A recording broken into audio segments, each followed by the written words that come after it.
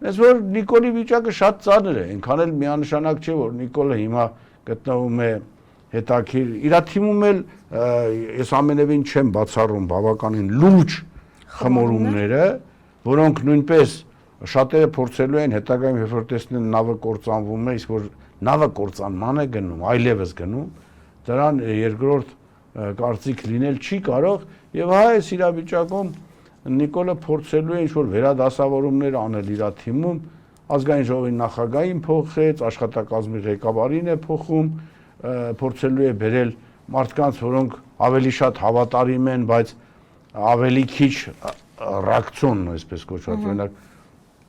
ու որ անես դե մենակ հաստատ Ռուբեն Ռուբինյանի թիկնապահները ինչ-որ մի քաղաքացու չեն բռնի, ծեծի, հետո Ալենի նման ուխտի խորք չի անի մարդու վրա,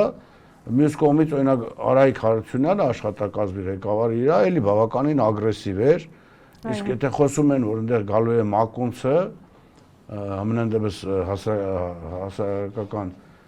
զրույցի մեջ ավելի շատ շոշափում է Մակունցի թեման, ապա Մակունցը շատ ավելի հավասարակշռված է եւ շատ ավելի պատասխանատու այդ առումով։ Այսինքն ինքը չի գնա այն ագրեսիաների, ինչ ագրեսիաների, որ գուցե սրանցով փորձում է ինչ-որ բան մեղմել, դա էլ իհարկե կյանքը ցույց կտա, բայց հասկանալով, որ իրանց վիճակը գնալով բարթանում է, իրանք կախվածության մեջ են դառնում բազմաթիվ մանր ու մունր խնդիրներից, եւ այդ խնդիրները կարող է իրենց համար դառնան ուղղակի ճակատագրական ու ողբերգական, ես կասեի։